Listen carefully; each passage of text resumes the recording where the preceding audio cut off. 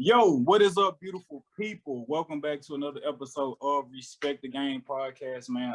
As always, we do not take y'all listening to us for granted.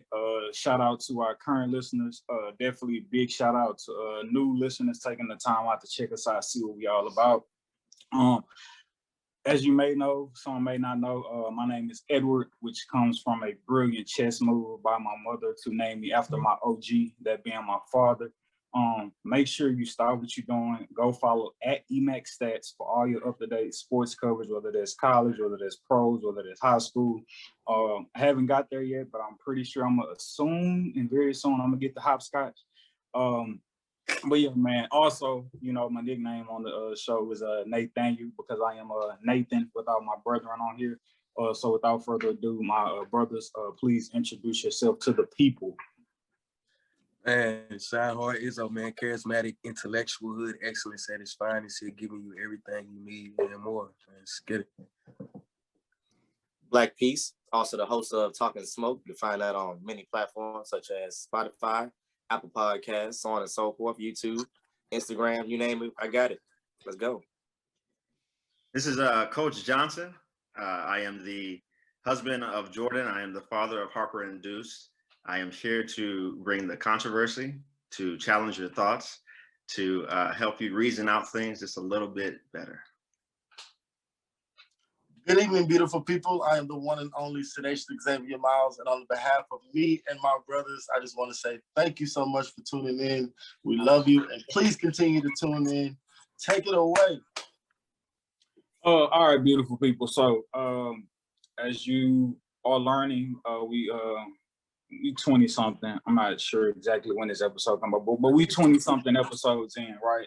And so, if you follow us closely, what you will soon understand and what you are learning is that we take pride in not just being one-sided with information, no matter what the city, whether it's sports, no matter what we're talking about. We try to get out both sides of the spectrum. Talked a little bit about George Floyd, the Derek Chauvin trial, to the best of our ability. So we just wanted to be responsible when we did get ready to try to have this conversation on the podcast, and not necessarily wrap it around our opinions and what we think, but just bring someone on who could give knowledge to you listeners out there, to allow you guys to formulate your own opinions and also understand exactly what is going on. So without further ado, this episode is extremely special to all of us, because we, the Respect the Game podcast, have our very first guest on here, who is going to be introduced by none other than Coach Johnson.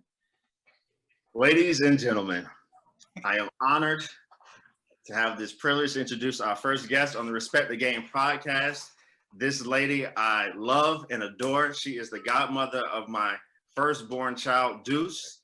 She is from the great state of Georgia. She hails from Atlanta. She has not only one, not two, but 3 degrees from Hampton University, HBCU in the house, Georgia State University. She has a law degree from Texas Southern University at the Thurgood Marshall School of Law. She also interned in the Barack Obama White House at the Domestic Policy Institute.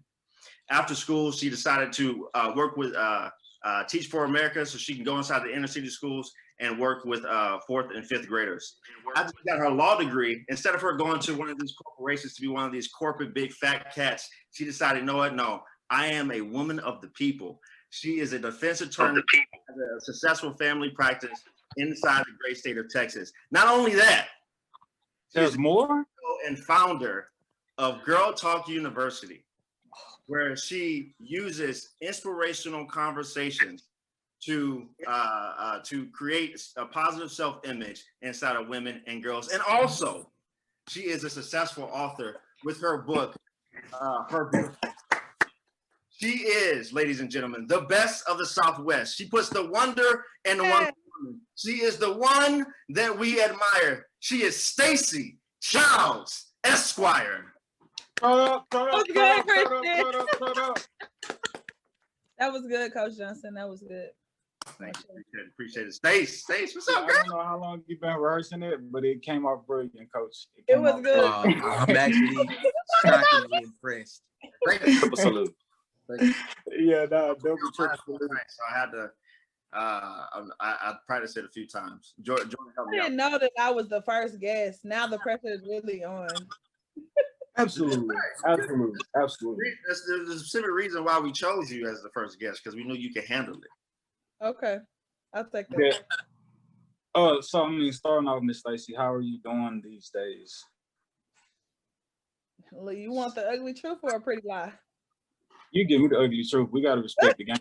Hey I'm man. about to say, Hey man. what show you on? Yeah, that's true. That's true. So, I'm doing okay. I'm blessed, but you know, the field that I'm in is not easy. It is difficult, and we'll get into that obviously when the show ensues. But it's been hard, and I know that you guys are wanting to talk about George Floyd, but that in particular has been giving me a lot of anxiety. So, although I'm doing good and I feel blessed, I feel a little stressed too. Yeah, stressed too. Before we get to the stress, we're gonna deal with that. We're gonna have our circle, our kumbaya moment, and trying to get through the stress. With Christian, you know, just reading off all that it is that you do. I want to ask you, what are you most proud of out of what it is that you do in your accomplishments? But I will say, for me personally, what I think, that I find the dopest about all that you've done thus far in your life is Girl Talk University and what you do with the young women and the empowerment that you give them as young Black queens. I was looking on your website today, and you could, you know, correct me if I'm wrong, but it seems like y'all go out, y'all have like photo shoots, and like I don't know, I when I see that, I see it as like something as simple as like a photo shoot, dressing them up, getting them fly, putting on their makeup or doing whatever just to show them like, yo, like you look, girl, like you the bomb, like you the ish, you know what I'm saying? Like that's very empowering for them. I see how you go about doing your models and being in classrooms and talking to them like, how do you feel about this? How do you feel about that? Like, you confident? How do you feel when people say this about you? And just opening up that dialogue to give those young women a space to be able to just talk about their feelings and how they feel about just growing up as young girls. I think that's the dopest. That's what I find the dopest about what it is that you're doing. I truly do. I feel like it's nothing but purpose wrapped up in that. And I want to ask you what drove you in that lane, and as well as a two-part question too, like what are you most proud about what you've done so far? Yeah, I would say that I'm most proud of that work, and that's what I feel excited to do every day. What drove me into that work? It's girls and boys out here struggling. Okay, and when I was a teacher, I was very humbled to be in that role. Okay, and every day I would see these girls, and they would hold their heads down low. They would talk trash about themselves. They would be scared to answer questions, and I'm like, "Do you see what I see?" But you know, we're our own worst critics, right? But I feel like if you're 8, 9, and 10 years old, you shouldn't be criticizing yourself already. So I felt like, how can I stand in the gap for these girls? Because when I grew up, as Christian said, I grew up in Southwest Atlanta where I had aunties, mama, pastors, teachers. I had everybody pouring into me, but that's not everybody's reality, right? So I taught in Sunnyside of Houston, which y'all are from Houston, so y'all know about Sunnyside. Oh man, well, you Worthing, understand Worthing High School, yeah, man. Oh yeah, right down the street from Worthing. Oh, So okay. yeah, I mean, I'm talking girls who say, "Oh, I'm so fat, I'm so ugly, I can't look in the mirror, I'm so stupid, I can't read." I mean, they were so harsh on themselves, and I'm like, has to be something else to curtail this negativity that these girls are feeding themselves. So that's what got me inspired to start Girl Talking. You hit the money. It's all it is us having conversations to promote positive self-image. So if that's what you got from the website, you got it right. And that's what I feel most passionate about, and that's what I feel most proud of. Just doing that every day. Right on. Hampton, Georgia State, then TSU, Thurgood Marshall School of Law.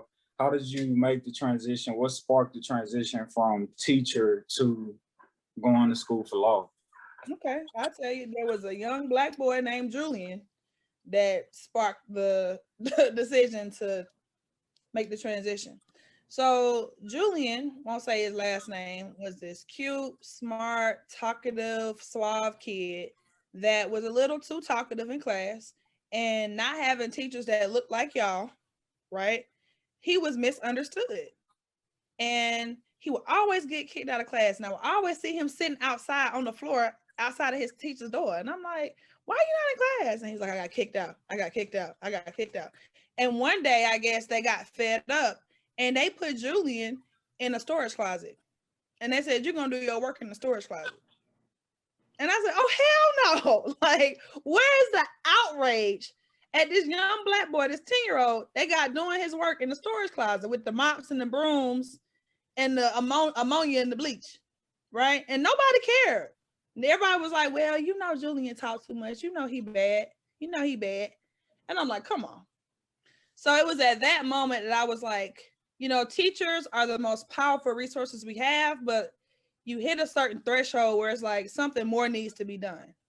So that's what caused me to make the transition. Now, am I out here writing bills into law and changing legislation? Not yet, but that's what did it. That's what did it. I was like, something else needs to be done. Did y'all want to touch on what you just said about the black boys? I don't want to give y'all the space to ask a question on that one. If not, I just want to. Man, not really. She ain't telling me nothing I already don't know. I mean, I lived in Atlanta for a little while briefly when I was in 6th grade, man. Teachers really hoes for real. And that brings me to a funny story. I'm going to make it like 28 seconds. I swear to God. Bro, 6th grade, long story short, bro, I had a friend who just so happened to be a girl, legitimate thing, bro. Like, she was cool. She was like a little tomboyish, you know, she liked to play sports, you know, whatever. Like, that's my dog. We cool. Like, we really rocked that. Man, we just so happen to be, you know, enjoying the conversation. We laughing. I tipped just as I have on now. She had on a fitted cap, right? I tipped it off her head. We both laugh about it. Nothing malicious about any interaction that was involved in the tipping of the hat off of her head. My homeroom teacher saw it. Called my daddy. Man, daddy got on my fucking road. All I'm saying to say, you know, to echo sentiments and what she was kind of saying, though teachers are powerful resources, that power can be, it can be double-edged, right? It can be a dual sword, just depending on how they want to swing that pendulum of power.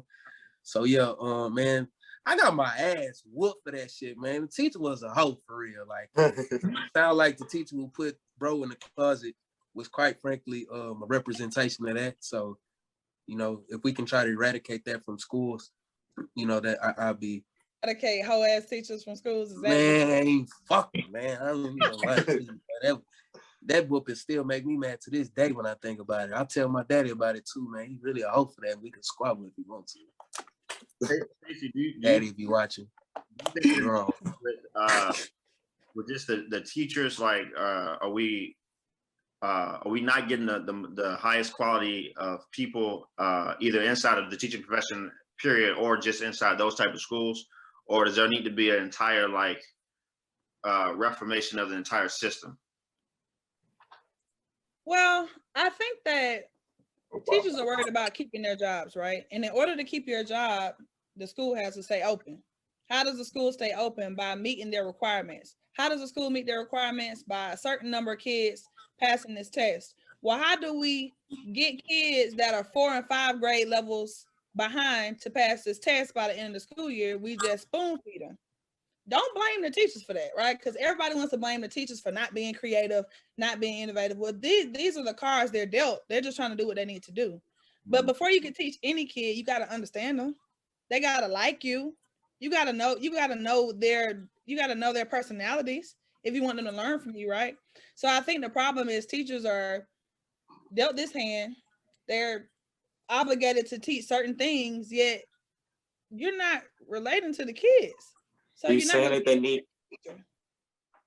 need more counselors at the end of the day with more job opportunities to be able to, I mean, not a whole bunch of them, but enough to be able to delegate certain situations that these kids actually have? Yeah, I mean, no shade on Houston ISD. I love HISD, but every school I worked at in Houston didn't have a counselor. None of the schools. I'm about to say, you need to be trying to throw the whole tree at that shit. HISD fucking suck. No, but I mean, I man, that's just a fact, bro. Poochie, I love you, bro, but you came out of HISD. Oh, I didn't. You didn't.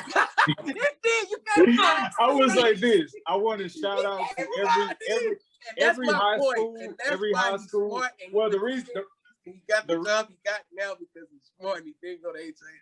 But now, but Stacy, the reason, like when you were saying Sunnyside, and I was like, oh, word, because like I covered like high school sports, and obviously HISD is one of the biggest school districts in like the country. So it's like 20-some plus schools, and so like I covered all the HISD sports. So I mean, but like I'm a product of some.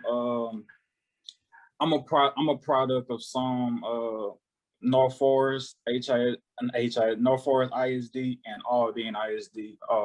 But yeah, I didn't actually go to HISD Sean Hart, so no offense taken, bro. But shout out to all those athletes in HISD, man. Y'all really be putting on, and it was a pleasure covering y'all. I'm coming back soon. Yeah, but to your question, Christian, I mean, or whoever asked if they need more counselors, yeah, that would help. But the teachers just need to be a little nicer and a little understanding. You know what I mean? Like, Black boys like to talk shit. Sometimes that's okay. Black boys like to tip their friend's hat off their head as a joke. That's okay. Teacher, instead of getting on their ass, just join in the fun for 2 seconds and then redirect them and get back to work. That 2 seconds makes a world of difference in the grand scheme of things.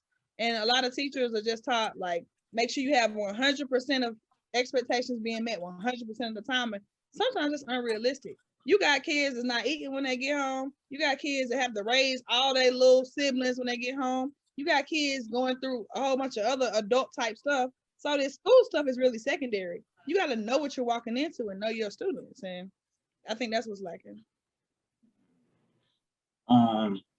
So I know you say like Julian being put in the closet is kind of what like sparked like maybe I should go to law school, right? So like I know you study or you practice both in criminal and family.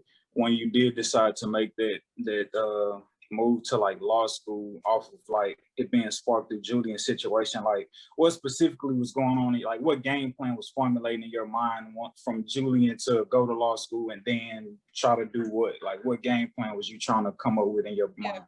So in my mind, I was gonna be like a school law attorney. I was gonna try to go to law school, become an attorney, and change like school legislation or change laws such that schools are just better for kids like him. But what I realized is being a private attorney, if you don't have access to attorneys, you're not going to get legal representation. How do you get access? By having money.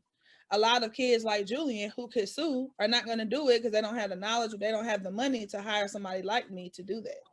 So how I won't say I fell into criminal law or family law, but how I ended up there is I see a lot of kids like Julian grow up and it's not the school attacking them per se, but it's another institution that's kind of in their way and they just killed. So that's how I ended up where I am. Oh, did y'all want to add? I see that pierced you, shine hard. Nah, bro, because I mean, like kids like that, unfortunately, a lot of them grow up because what I notice about our public school system is we have a universal system that we try to pass millions of kids through yearly, and it's like some kids may be triangles, some kids may be rectangles, some kids may be, octagons, but you all trying to fit them through this square hole. Mm-hmm. Some kids are naturally artistic, so their strengths are more towards the liberal arts. Some kids are naturally, book smart. Some kids are born to be academics. A lot of kids aren't. A lot of kids are good with their hands, right? So I just feel like an earlier point to what Coach was saying. I think reform does need to happen from the top down, right? And Texas being one of those leading states, right, that the curriculum that we endow, Texas and California, I think being the two major states, I think it might be Pennsylvania or Ohio as well. But we kind of set precedent for the rest of the country on what curriculum is kind of taught for that specific. And I don't know, because I'm not too knowledgeable on like when the school boards go up for, changing the curriculum. I don't know if it happens every 5 to 10 years or whatever the case may be, but I think reform does need to happen from the top down, in my personal opinion. But who am I?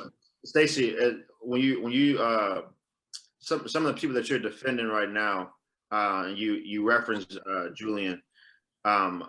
are you finding that maybe they're getting into the wrong things because of the lack of care that they had from their schooling earlier on, or are they just a lot of them just in the wrong place at the wrong time, and then the criminal justice system is attacking them for that?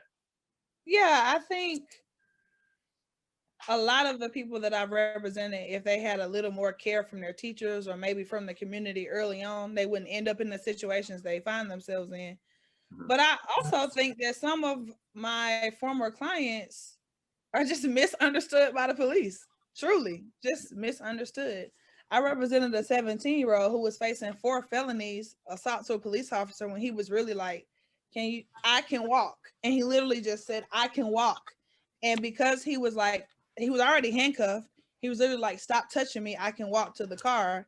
They charged him with, I guess, putting his shoulder on all 4 cops that were outside of his house. Mm-hmm. But meanwhile, he was in handcuffs.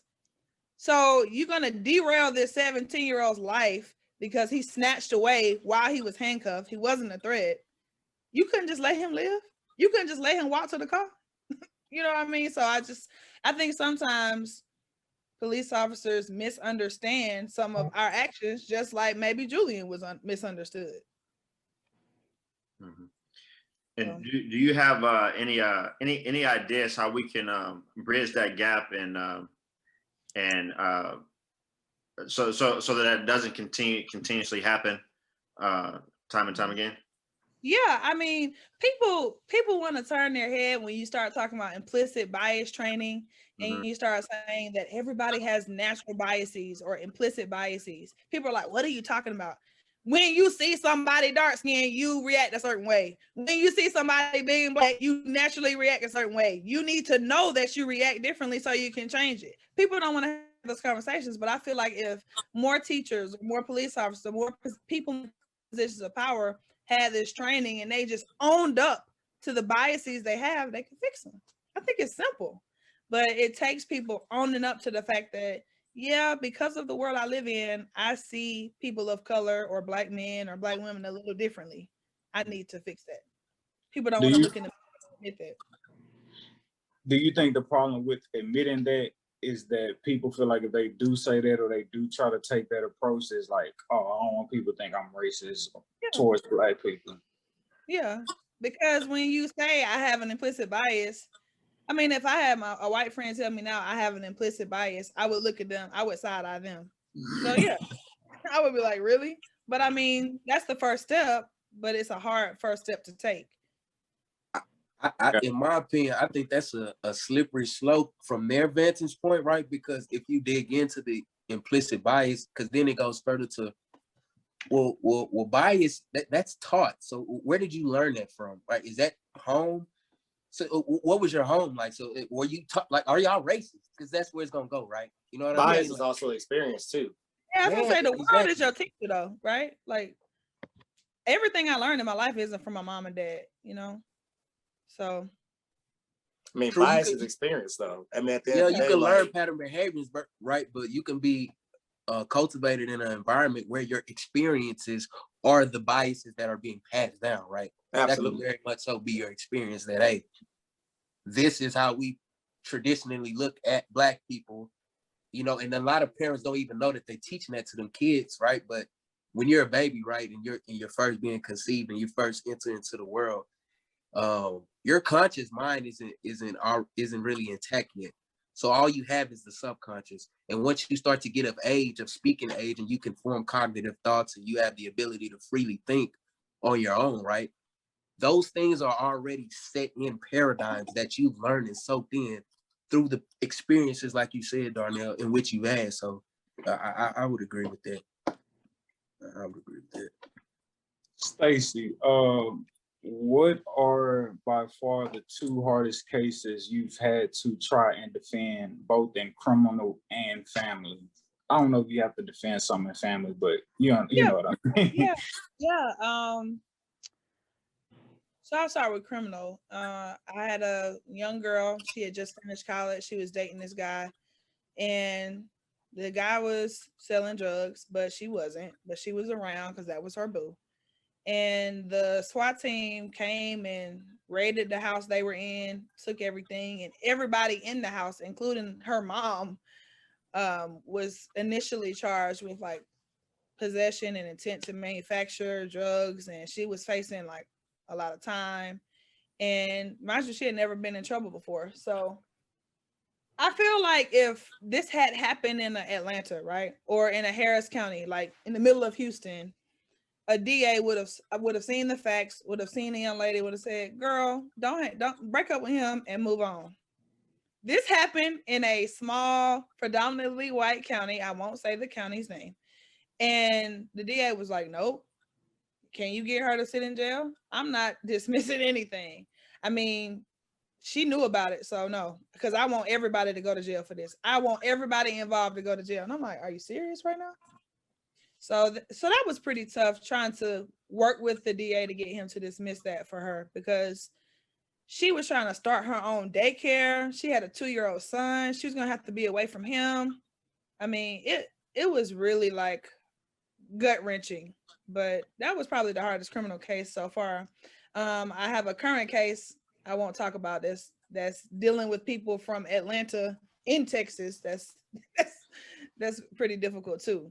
And it's just like, I feel like the system doesn't care if you're male, female. They don't care. Like, it's everybody can get it. So it's good to be at the right place at the right time, have legal representation, and have a good support system.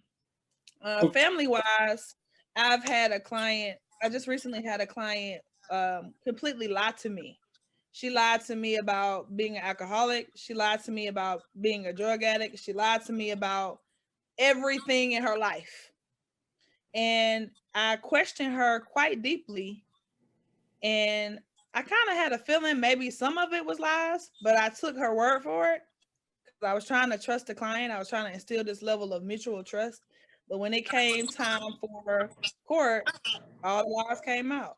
Her whole family was against her, and she lost her child. So that was real tough for me to see her lose custody of her child. I mean, at first I was like, damn, it's because of me that she lost custody of her child, because I'm her lawyer. I was supposed to stop that from happening. But at the same time, it's like, well, shit, she was lying to you. The girl, she was lying to you. And the judge was like, I'm gonna order you to take a drug test tomorrow. And of course, all these drugs show up in her system the next day after court. So I'm still kind of dealing with the aftermath of that. Mhm. That's why when y'all ask me how I'm doing, I'm like, I'm doing okay, but this is stressful. Yeah. Now, going back real quick, to the Atlanta criminal charge you was talking about, and like the DA just being like, everybody getting it. I don't care. Like, what is there to say about like prosecutors like who just got a hair in their ass that day or that month, and like they don't want to be sensible or logical about like, hey bro, the facts are this. Why, how much of that is an ego trip? How much is that they just want to have certain badges or notches on their record? Like, how much goes into them? Like, sometimes just, I don't give a damn who in it, or who's rightfully shouldn't be prosecuted. I want all this because it's gonna make me look good in front of whomever. Like, how much goes into that when dealing with prosecutors? Yeah, all of it, 100% of it. So like, if she didn't have legal representation, it would have still been pending, or she would have had to go to jail. That's just facts. And I'm not trying to toot my own horn. It just is what it is. I mean, the DA was dealing with like some family issues. I was cursed out by the DA at least 3 or 4 times before he was like, well, if it's that goddamn important to you, fuck it. I'll dismiss it and I'll try to recharge her later. I'm like, really? So it's all about ego. It's all about, you need to catch them at the right time. If they're going through any family stuff, good luck to you. And the DA is supposed to be the person that keeps the community safe. So from that perspective, I understand. Like, if they dismiss everything, then the community may lose trust in them. So they'll probably lose their election. I understand that perspective, but that's also why I don't work for the DA's office. Because I don't know if I could just send people to jail. I just couldn't. I don't know. How do you how do you measure like wins and losses, right? I think I heard Nipsey Hussle say this in a song. It's like, sometimes if you get caught with your hand in the cookie jar, bro, if you get a date, just meaning like you get to still come home one day and still got your life to be able to try to rebuild, like consider that a win. So this 10 years and you get caught with a charge at 25 and you got to serve 10. My brother, that's a win. Count your blessings, keep it moving, right? Obviously, that's up to whoever want to perceive it that way. But for you personally, defending people, how do you what is a win considered to you? Is it like somebody completely avoiding jail, or is it like, all right, bro or girl, you got to serve time, but I can get it this low? Again, how do you gauge wins and losses for yourself with the people that you help? Hard question, because I think I'm a naturally competitive person, so it's a little ego for me too. And I think if I feel like I want the DA to be able to prove it, and if you can't prove it beyond a reasonable doubt, I want it dismissed. So if it's not a flat out dismissal, I don't see it as a win or a no bill, which I guess we could talk about the difference between no bill and dismissal later. But if it's not getting completely thrown out, I don't see it as a complete win. So I mean, but I'm also very green. I'm also very new to the practice of law. So I feel like as I get more clients that are like facing maybe murder charges or drug charges and they actually did something, it's like, come on. Like if you only got to do a month or two compared to 10 years, that's a win, right? So I haven't experienced that yet. So all right, so real quick, just a quick insert, knowing that you're new, right? So I don't know if you know this guy, y'all may run into each other, but he works more in the Galveston County, right? He's my cousin, Anthony Smith. So like we grew up together and I'll always be just fucking with him about being in it. Because he used to be on the DA side, but now he's on your side helping defend people. And so like I always like joke with him about like people that like he be trying to prosecute or stuff like that. And so for whatever reason in my strange mind, I thought it would be funny to do that to you. But again, so again, my apologies, because I know that you do. It's just like, oh my God. She's probably like, oh my Lord. And then on top of everything that you got going on. I had you sent me that text. I had a whole meltdown. I don't know if the other people know what happened. I had a whole meltdown. I was like, who is his brother? I went through my client list. I was like, oh my God, like somebody's gonna be after me. You had a 281. I'm like, I gotta make sure I got my gun. He live in Houston. I was freaked out. Like I didn't know what the hell you were talking about. I was like, who's your brother? Like, I was just kidding. Oh, I was so mad. Yeah, no, rightfully so. Again, my sincere apology. Looking at it now, like that shit wasn't funny in no way in your position. I'll be messing with my cousin Anthony like that, but that's that. I shouldn't have did that to you. So for the people, like quick background story. So Christian was connecting us and he had us in his group chat. And so I had asked her for I was like, yo, what's your social media? And she had sent it to me. And I was just like, why don't we just break the ice? and I was like, oh, hell no, Christian. Nah, man, I knew she looked familiar, man. She got, like, my boy's in jail right now behind her, bro. Damn, I lost his whole life messing with her. And, like, she immediately called. Bro, like, what? Yo. And I was just like, just joking. She was like, yeah, not funny, my guy. So, so again, please forgive me, Staci. Please forgive me. I apologize. I won't do that to you no more. But I'm going to get you back. Just be ready. That is absolutely fair, and I will respect it. Just don't use Christian to do it. Don't use Christian. Oh, that's fair. That's fair game, Staci. That's fair game. Edward, did you respect the game? Yeah, I'm gonna respect it. I'm gonna respect it. Okay. That's pretty cold, brother. Yeah. So I lost my train of thought, but that's what I want to ask you. Being new, right? Being fairly new in the justice system, like, are you seeing how it may help you in the long term with, I guess, like, how people are like, oh man, the prosecutor and the defense attorney, man, they be working together, da-da-da-da-da-da. Like, do you see how that may be a benefit for you long term? Do you see that as a benefit for you right now? Like, or do you see that amongst other relationships or circles that you are not in? how do those relationships look like, you know, from your perspective as, you know, the district attorney and the defense attorney, the prosecutors working together? Or you do a favor for me and I let this person off type deal? Man, bro, that's real. I ain't gonna lie. I'm speaking from personal experience, Yeah, I was brother. gonna say it may be real, but I haven't experienced that yet. Yeah, I haven't experienced that yet. I've seen that in urban towns and urban counties, the DAs Like rural counties, like small towns. but like urban county, like Houston, like Harris Houston. County, like big Okay. county. Yeah. It's like we got so much. The DAs probably have 1,000 cases each. So if they know they can't prove it, it's like, okay, whatever, we don't care. You know, but in rural counties, they have something to prove. So You ain't lying. I don't see that camaraderie between defense attorneys and prosecutors in rural counties unless you're 70 and 80 years old. Now, if you're much older, Been doing it. like I met one guy in Galveston County. I don't know who was talking about Galveston County. I met this defense attorney. He was at least 80 years old. And him and the DA were like best buddies. Best buddies. Go fishing together, go hunting, all kind of shit. Man, But I'm sorry, y'all. It takes time to kind of build that relationship. But I haven't, other than that, I haven't really seen that. How long have you actually been practicing? I'm almost 2 years.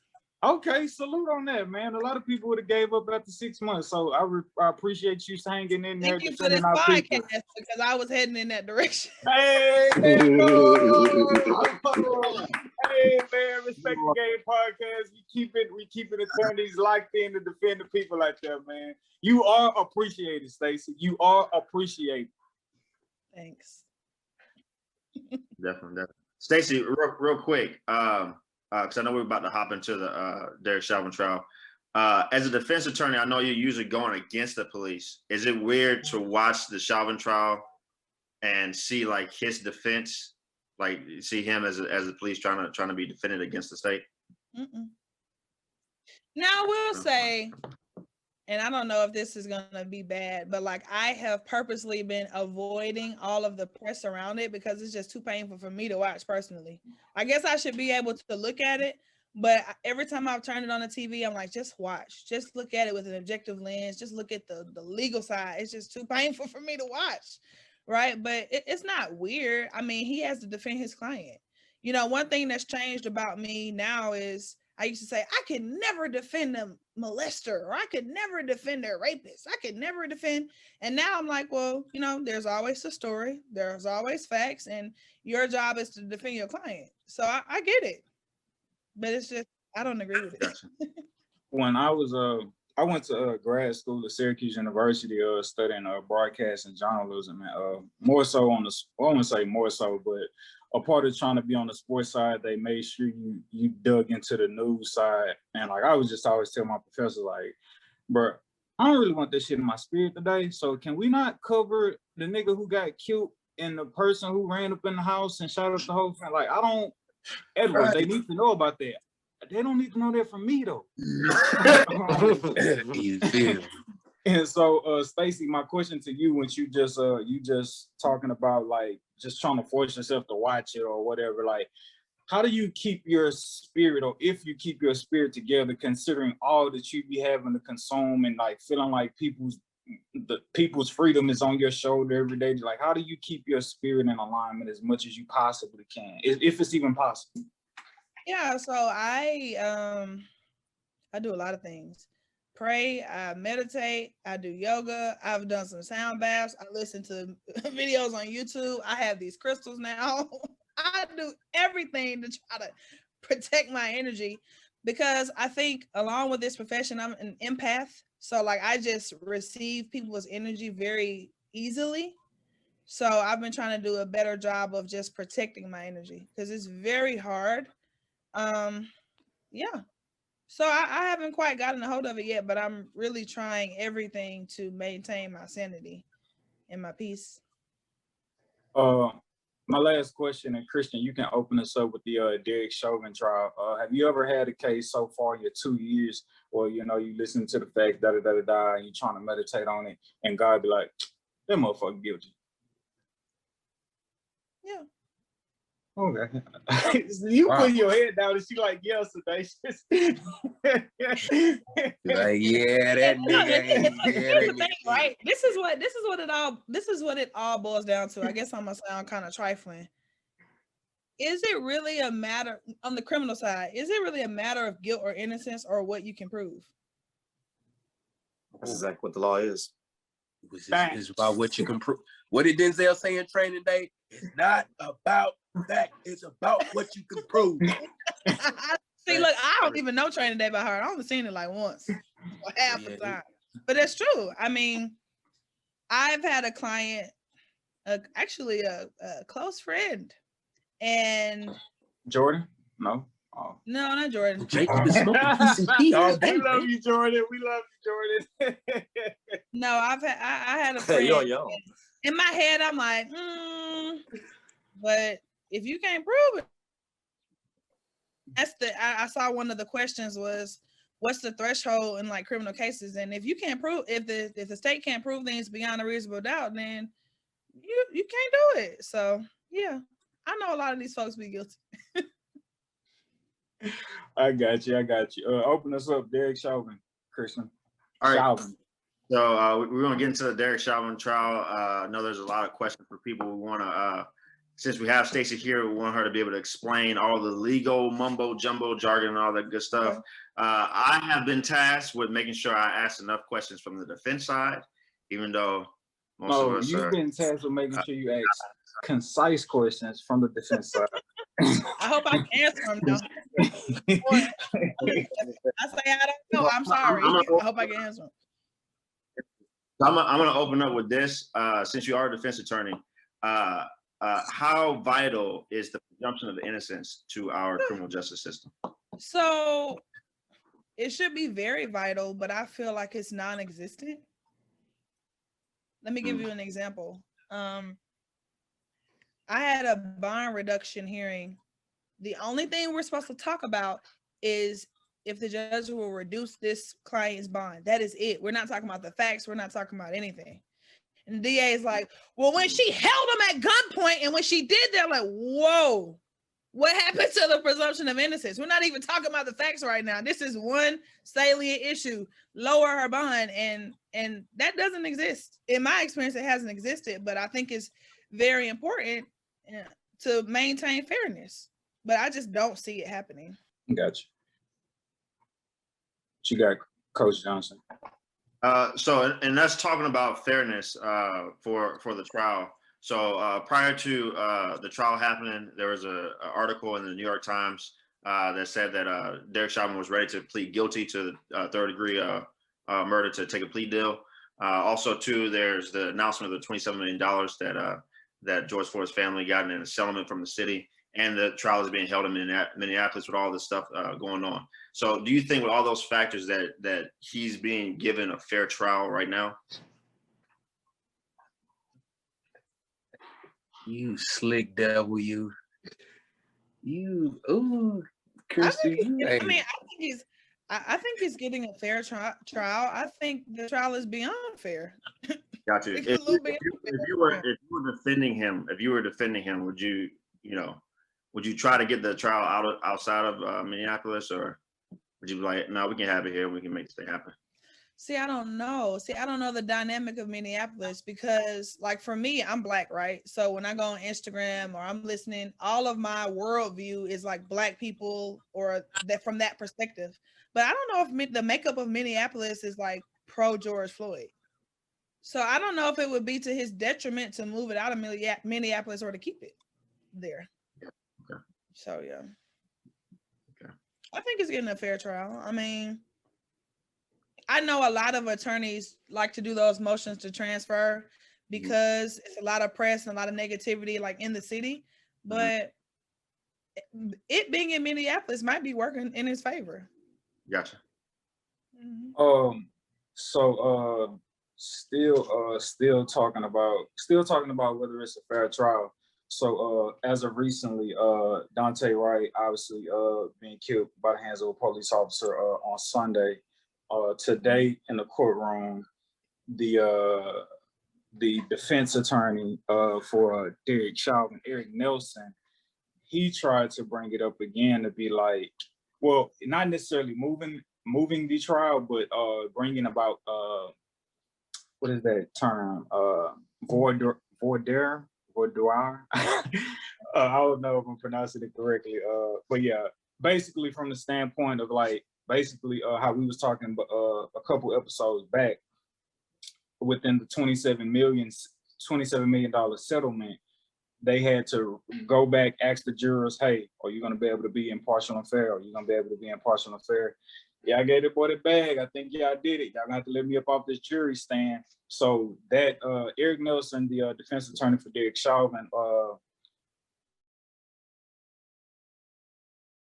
with this trial, that with what just happened to Dante Wright, that may cause up hysteria again with the media going on and like our jury being exposed to that. Can we go about doing re-interviewing everybody on the jury to see if they will be able to judge impartial and fair, whatever. And the judge is just like, hell no, because we already like 20-some days into this trial. I'm trying to get it over with. So we're not going to try to restructure the jury, but what I will do for you is come Monday after the prosecution, after George Floyd's people are done doing their interviews and bringing people on the stand, the judge ruled that the jury would then go into a sequestering, which basically, keeping them secluded from being, open to the media and what's going on in Minneapolis. Again, with Dante Wright just being killed, with what they said, like not too far from either the courthouse or from George Floyd had got killed there. So with that, do you still feel like, it's being fair, or do you feel like that could possibly, play in the jury's mind again? Like, yeesh, I don't know. What do you guys know about the jurors? Because I think in terms of Derek Chauvin's attorney, that was a smart move for him to attempt. I feel like if I was Derek Chauvin's attorney, I probably would have did the same thing, because the media does play a role. I mean, we're humans. You can be impartial all day, but if you hear something on the news, it's going to affect you. Right. But at the same time, is that really going to change if they move it to another location? With social media as big as it is it really going to make that much of a difference? Probably not. I think the fear that the defense has brought up is that, with people who are in Minneapolis, right? If they know and understand that, hey, if we by the law find him to not be guilty of what he's being charged of, we cannot come up with that. We can't render that decision, because if we do, the places we work at, the shops that we shop at, our city is going to burn, and we ain't trying to deal with that. So he can go do however many years he's going to do, because I got to get back to work. So I think that's the fear that the defense has when it comes to that. Yeah, but I mean, you can't stop the world just to put in your case either. So, I mean, Gotcha. Yeah, I got you. Moving on. I'm trying to figure out, because I've read, a few different things. I'm trying to figure out, what does the prosecution actually need to prove? Do they only need to prove that Derek Chauvin's actions were a substantial causal factor in the death of George Floyd, or that he was also committing a felony at the time? So first, what is what degree of murder, or what type of murder are they charging Derek Chauvin with? Third degree murder. I want to say second degree. There's third degree murder, second degree murder, and I think second degree manslaughter is what they're charging them with. Okay, so the first thing you have to do is to see, like, in Minnesota, what are the elements of second degree murder. So in Texas, that would be the equivalent of like depraved heart murder, which is, or like heat of passion murder. So you did something with so much recklessness that you could have avoided it if you weren't being as reckless. So that's what it sounds like to me. So if that's all they have to prove, that's kind of a low threshold. I think with second degree murder, the difference between it and first degree murder is you don't have to really prove intent. Mm-hmm. And right, to me, I mean, to cut you off real quick, with purpose, Staci. You talking about intent. Just for everybody out there clear, he's facing second-degree unintentional murder, third-degree murder, and second-degree manslaughter. Okay. So I guess the first thing we need to do is to figure out the elements for second-degree murder in Minnesota, which if it's the same as Texas, it's just that you had to have acted with so much wanton neglect or so much recklessness that you could have avoided killing this person. So again, to me, with what I've seen and with what the witnesses have stated, that seems like it's very easy for the prosecution to prove. Whether or not it will hold, that's up to the jurors. But according to the little that I've seen and how it's been going so far, I think that they're proving that. Gotcha. So with them proving that, right, with the prosecution team proving that, the defense team has been very adamant in trying to turn it towards George Floyd's like health before he was in that situation. His heart, he was doing drugs, so on and so forth. How smart of a tactic do you think that is, or is like what's how smart do you think that is, if it's smart at all? I guess that's where the superseding cause and the substantial cause comes in, because they're trying to say, but for this superseding cause of his sickness, he probably would have still stayed alive. But that doesn't matter, because if it wasn't for the knee of the police officer, even without his sickness, he probably wouldn't have died, right? So I understand the argument, but I think it's a very, very, very weak argument. So you mean to tell me because he did drugs, or because he had COVID, or because he had heart problems, he would have just dropped dead that day? Yeah, let's kneel on a healthy person's neck for fucking 7 minutes and see if that shit go good. You know what I'm saying? But you know, I will give Derek Chauvin's defense attorney one clap for attempting that, but I do think it's a weak argument. Dang, what was I gonna ask? Oh, so if they were able to at least, you know, cause some one or two or three of the jurors to maybe even believe that those things were a superseding cause, would the superseding causes, if they were able to get a couple of them to believe that, would that then outweigh the substantial cause? Like, would that say, you know, as far as legally, would that outweigh it? I think this is federally. They have this rule called the eggshell skull rule, which means you get people how you get them. So if you, let's use a car accident, for example. If I'm driving a car and I hit Bobby in a fender bender, I just tap his car, but Bobby was 100 years old and he had cancer and heart problems, and he died because of the fender bender, I could possibly be charged with his death because of the eggshell skull rule. Just because he was a fragile person doesn't mean anything. I was still the cause of his death because of this fender bender, right? So I think they're trying to say that George Floyd was like an egg. He was fragile. He was doing drugs. He had all this stuff, but like, it doesn't matter because of my actions. I was still the cause of his death. So in terms of if it sways 2 or 3 jurors in Texas, you have to have, and I think it's the same in Minnesota, you have to have a unanimous vote. So that, I mean, if 2 or 3 jurors are on the fence, that could be a deciding factor. Yeah. Gotcha. But in civil cases, you don't have to have like a unanimous vote if you're trying to prove if somebody is guilty of doing something. You just have to have a majority. But in criminal, everybody has to say yes. Gotcha. And then my last question.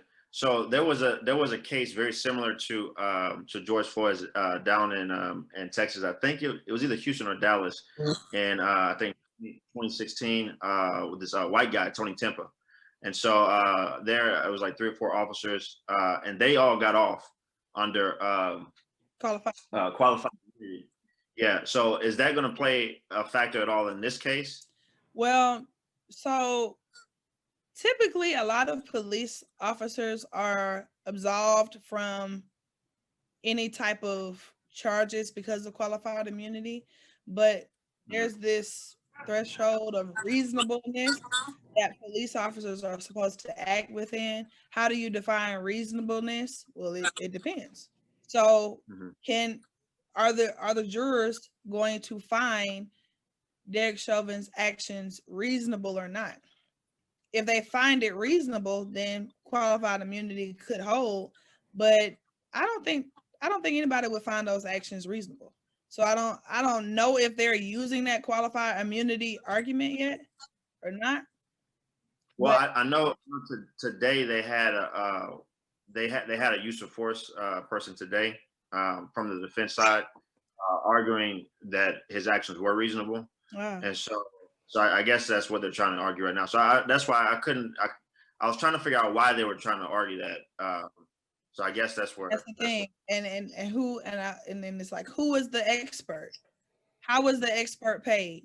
Where does the expert come from? Why didn't the prosecution try to strike the expert? Because if that expert found those actions reasonable, then yeah, he can use qualified immunity as a defense. Gotcha. Another thing with I guess within him being a part of like the police force, like early on, they were trying to say like, okay, when you went to said academy school, they were actually teaching you these procedures to say like, this is okay. I believe it's the head chief of that division he's with, said that, you know, he went through the same academy that Derek Chauvin went through. And them just trying to, I guess, use that to be like, hey, the reason Derek Chauvin did this is because he was in this academy and it said that it would be all right in whatever said circumstance for him to perform these procedures. What type of bearing do you think that could potentially have on the case? A lot. The testimony of a witness like that can sway a jury, for sure. So if that was in fact said, that can change the case, because, you know, like for me, like I said, when I'm on Instagram or when I'm talking about this amongst my friends or family, we all are in agreement that holding somebody down for over 8 minutes that was already handcuffed or already wasn't moving is just not reasonable. But that doesn't matter when you have experts and people in the field refuting that, telling you that it is in fact reasonable. So gotcha. And then also too, how big is it if like the prosecution's witnesses disagree, right? So they might be trying to say the same thing, but they're disagreeing on different factors. So like so they had like 4 like medical type experts to come in, talk about, okay, what was the mechanism of death? And so 3 of them, like, you know, lack of oxygen, asphyxia, but Dr. Baker, the one who did the coroner's report, was like, no, it was, you know, basically heart failure, right? So how does that, do you think that'll play a factor? Yeah, I don't think that'll weigh that heavily on anything. I mean, I'm not a doctor, but I think your heart can fail if you can't breathe, right? And yeah. I know that sounds crazy, but I think heart failure can be attributed to lack of oxygen, right? So I don't think sound right to me. Yeah. I don't say that to be facetious. I'm just saying I think that all of that sounds like he died because he couldn't breathe. Yeah. Well, I was just asking because I know that Eric Nelson kept bringing it up with him, with Dr. Baker on the stand. He was like, so was it loss of breath or was it heart failure? He was like, no, it was heart failure. Right. Yeah, that was a very good strategy, you know, and you always want to, like, I'm sure that was probably the last thing he wanted the jurors to hear. Like, it wasn't the fact that he couldn't breathe, it was heart failure. So that was a good strategy. Yeah. In the grand scheme of things, though, I don't think it will weigh that heavily on the juror's mind. I think what will weigh the heaviest is what the experts say Mm-hmm. and if his actions were reasonable or not. Gotcha. Kind of, I guess, correlating it to the woman that you said you was representing, and she was lying, and then her family came in and they was all like, "Nah, we not working with her. Like, she be up to no good." Also, I know today, like, they brought George Floyd's like brother in. Emotional testimony. The judges allowing emotional testimony or whatever. How, like, does it just depend on the circumstances for how much that type of stuff matters? Or like, could it be valuable or maybe at a disadvantage in some way? How? Yeah, so it depends. I mean, you get the opportunity to pick your jurors. You get the opportunity to know a little bit about them. So with the knowledge of the makeup of your jurors, you do want to pull on their heartstrings. You do want to say things or convey things in the way that will resonate with them. So I think the emotional stuff is the stuff that doesn't seem like it matters the most, but it does. Okay, so with you saying that, my follow-up question was going to be like, what is something that we may not be asking, or that we're not going to see in the news, or that people are not going to report about, that in this particular situation, like, matters wholeheartedly, but we just don't see it because we're not in a courtroom every day like you. Like, can you think of anything that may like severely matter in this case, but like people may not necessarily see it because it's not always talked about in the public eye? Hell, I think I saw a meme that said this is like one of the first times where we have to have a 2-week trial about somebody that died on camera. So I think a lot of the stuff regarding this trial is just kind of already out in the open. But I think the technicalities of what can bar charges against a police officer are the most important. And I don't think people really talk about that too much. People are just like, he killed him, he killed him, he killed him. It's like, okay, well, are there exceptions to that? Does he have any defenses? I know we talk, I mean, like, there are 2 words in law that are very important. One is intent and one is reasonableness, right? Those are the things you always hear lawyers say. What's the intent? What's the intent? Was it reasonable? Was it reasonable? And if they find his actions reasonable, whether or not we don't, will the jurors find it reasonable is important. And I think if people just step outside of their emotions and see it from a police officer standpoint, it would be better. Yeah. It will be better. It will be better if we see it from the police officer standpoint.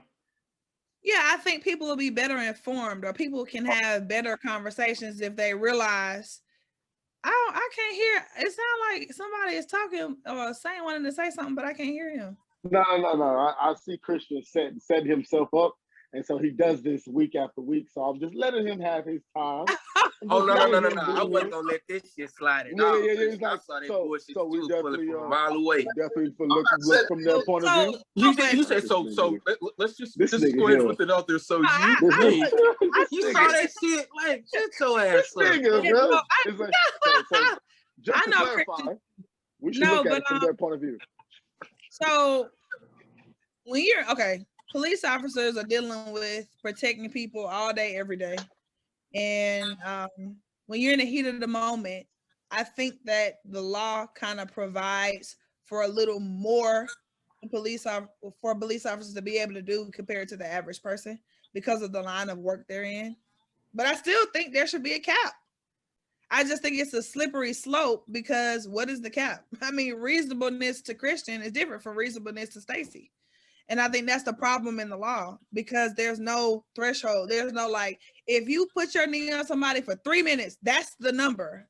There's not that. That's why you have defense attorneys and prosecutors going back and forth because we don't have that threshold.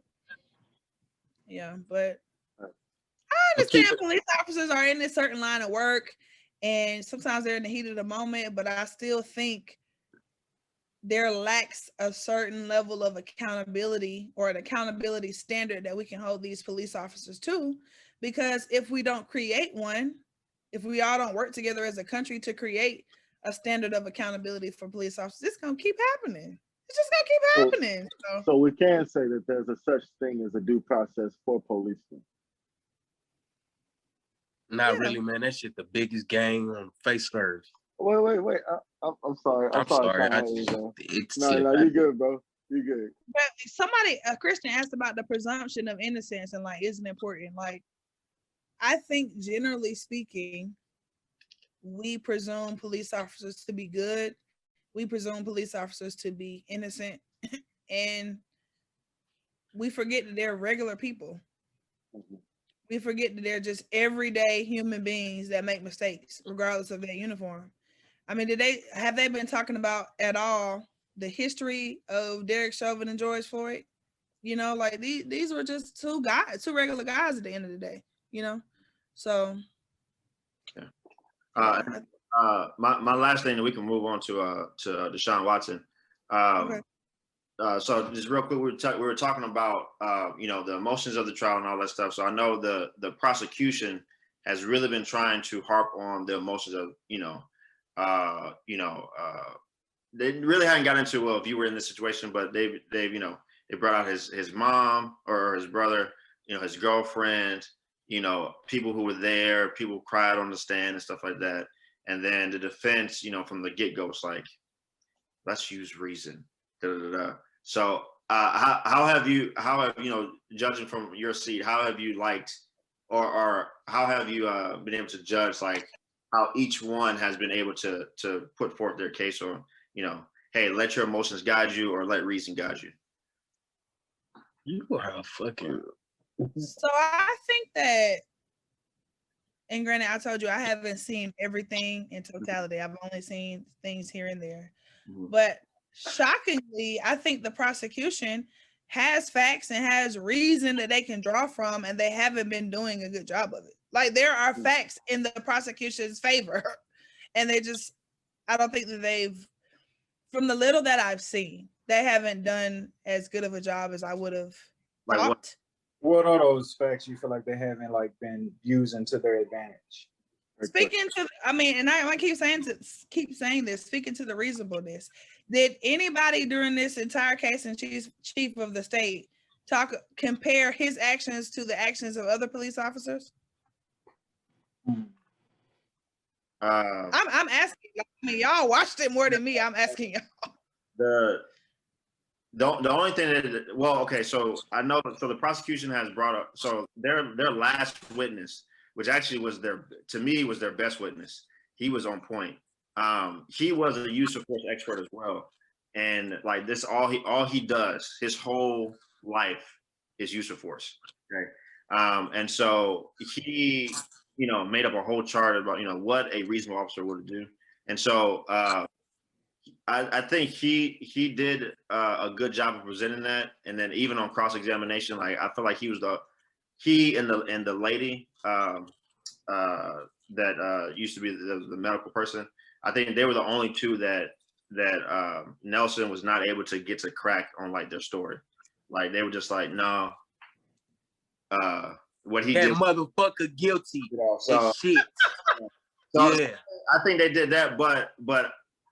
They didn't have, they tried to get like the chief of police to come over and say, hey, his actions were unreasonable, stuff like that, But he kind of fell on cross-examination because as soon as Nelson got up there, it's like, well, have there been, are there some situations where, maybe we can look back 2020 and think that it's unreasonable, but inside the moment, when you're there, you can think it's reasonable. Well, yeah. Okay. Next. Oh. And then okay, so Eric Nelson asked that when really the prosecution should have asked that and should have asked for more examples. Yeah. So yeah. What you're saying is like you can be creative.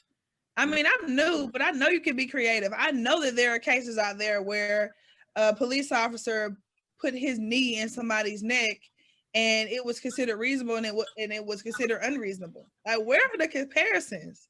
Where are the other police officers? Where are where's the precedent? But that's one thing. That's another thing, though, Staci. In the very beginning, the judge made it a point to be like, "Hey, we're not going to be bringing in a whole bunch of cops to say what you would have did or how you would have handled this situation. he allowed the chief of that department or that district to come on, and maybe somebody else. I may have skipped my mind unless you know, Christian.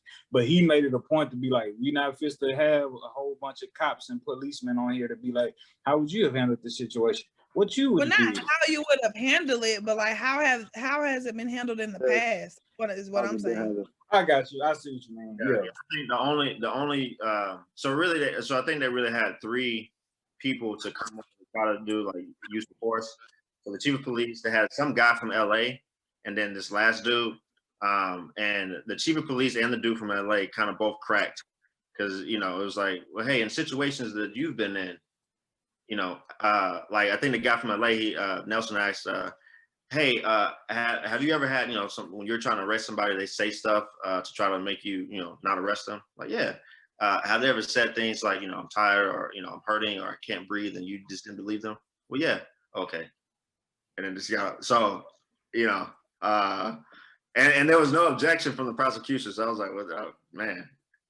See, that's my problem. I object to everything. Yeah. So, Coach, him not so much. He's I'm gonna stop. No, go ahead. I want to know what you're gonna say. I know his shit. So we rehearsed this. Staci's had enough. Listen, Sean Hart. Staci's had enough conversation. I've pissed her off plenty of time. Okay. Oh well, yeah. She was more privy to your shit than I was prior to us starting this beautiful podcast. Also, too, I wasn't as polished as I am now when I talked to her. Oh, polished on your shit. Yeah. So. Yeah, but I call you out on it pretty easily. I see it from a mile away. Yeah, go on. We better than that. Yo, real quick before we get out, talk about how much your HBCU experience going to HBCUs like cultivated you into who you are and what you bring and what you're doing for other people in the world. Yeah, because I'm an HBCU grad myself too. Oh, really? What school did you go to? Wiley College. Oh, my favorite movie is about Wiley College. Home of the great baby. That's my favorite movie. Anyway, no, I think a HBCU made me the career woman or the woman that I am. I mean, I'm scared, but I'm not really scared to do anything. And I think it's because I went to Hampton. Because when I went to Hampton, everybody was beautiful. Everybody was smart. Everybody was talented. Everybody was unafraid to speak up in class. And I had to step my game up. Yep. So these same people are running cities and running counties and saving lives. So it definitely made me who I am. I went to like a mini HBCU for high school, so that helped too. What was that mini high school? Mays High School. Okay. Benjamin E. Mays. Yeah. Is that where Jordan went? President of Morehouse College. No, that's not where Jordan went, but. Oh, okay. No, was your HBCU experience like different at TSU, considering like you was like a grad student, or was it somewhat similar to, I guess, being undergrad at Hampton? It was better than if I would have went to a predominantly white law school. But it was very diverse too. So I had a different experience as opposed to if I would have went to TSU for undergrad, but it was still better than going to a predominantly white school because I had a lot of Black professors and a lot of Black classmates. That's what's up. There are only 4 Black law schools in the U.S. too. Oh, okay. Thurgood Marshall School of Law, right, is one of them. Thurgood, Howard, FAMU, and North Carolina Central. Gotcha.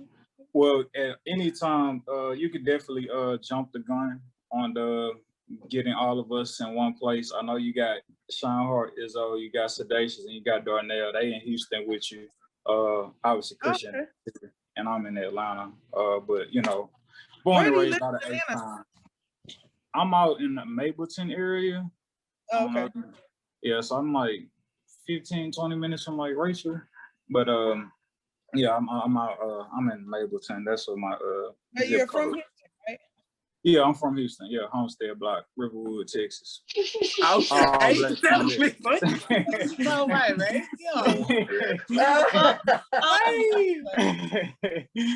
That's like a little bit. But that from came out from nowhere. I'm like, damn, that's like home like said came then out. Acres Homes, right? I don't know. Oh yeah, man, yeah, big foes. We throwing straight up out of there. Yeah, I don't know a lot about the north side. I'm trying to learn it. Yeah. I'm deep on the north. I'm from the north side, deep on the Man. north. We switch roles. Well, switch cities. Yeah, definitely, absolutely. Damn, this is one I think. Oh, last question before we go. Did you? I mean, I know you can't reveal this information if it actually happened, but did you date Drake while you was in college? The rapper.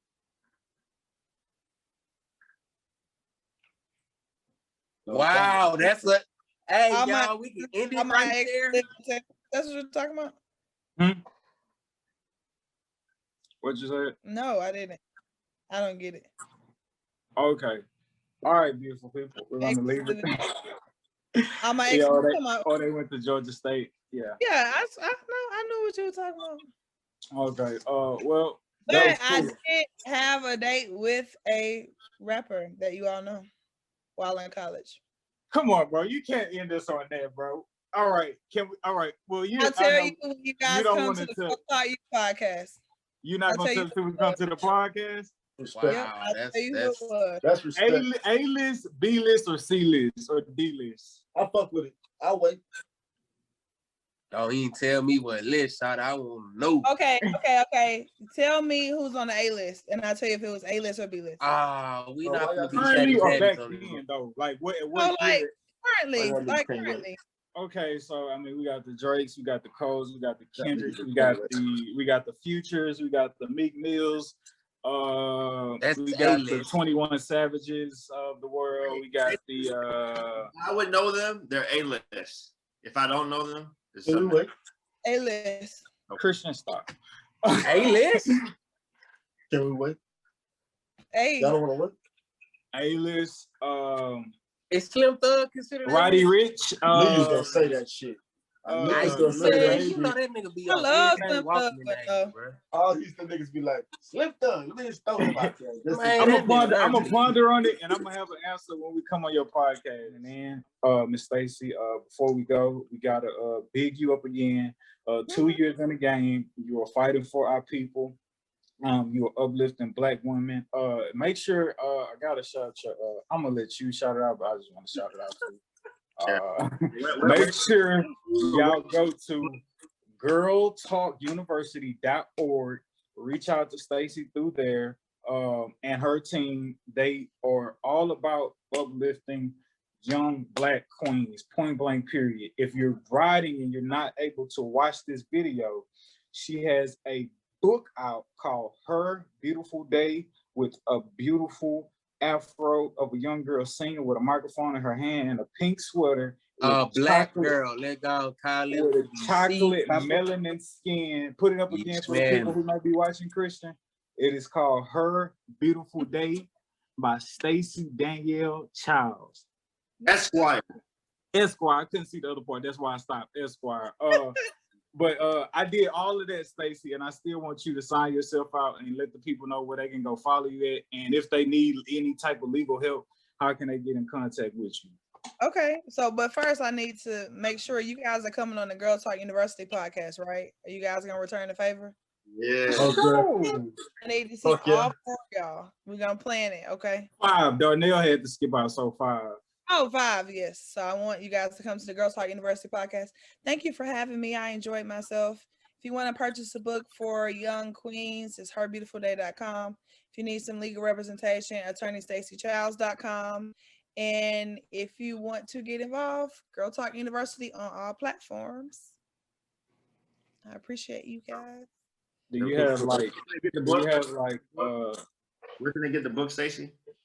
herbeautifulday.com. So the name of the book is Her Beautiful Day, and if you just go to herbeautifulday.com, you can purchase. There you go. It's spelled like the Webster Dictionary version. Yes. Okay. No Z's and no Y's. It's spelled the right way. Go get 2, 3, 4, 5, 6, 10, 20 copies. And what? Yeah. Say your website again. attorneystacychilds.com. Okay, and there's 2 I's. I know 1 I. It's Just not. one. Okay, yeah, it's not Stacy for y'all listening. No, it's Staci. Put it in the chat, cuz. Yeah, I just seen it. Do you have like any like testimonials on your website? Huh? I said, do you have any like testimonials on your website? I don't have any testimonials on my website, but if you Google me, you can find them.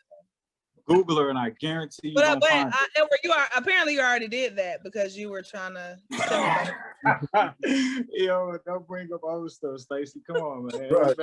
We better than that. This is the Respect the Game podcast. Whether you hate our conversations, whether you love our conversations, you can rest assured when you get done listening to us, whatever it is we're talking about, sometimes it's basketball, sometimes it's sports. Obviously, this week we were respecting the courtroom, and we definitely, I'm pretty sure by now after the conversations with Staci Childs, you definitely respect the game of the court and law. So this is the Respect the Game podcast. Thank y'all beautiful people so much for tuning in. Make sure you share, like, comment, subscribe, all that good stuff.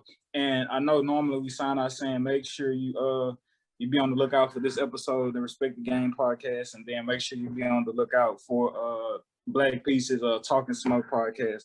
But put us aside for this week and take your time, go do your research, go to girltalkuniversity.org and go subscribe to all of Staci Childs' all the stuff she got going on. Make sure you go buy her book. And again, make sure you take the opportunity and the blessing that she's being able to give out to people by pouring into young Black girls. So definitely take advantage of her in that regard. She got some great stuff on her website. Y'all go see it for yourself. This is the Respect the Game podcast. We will see you beautiful people next week.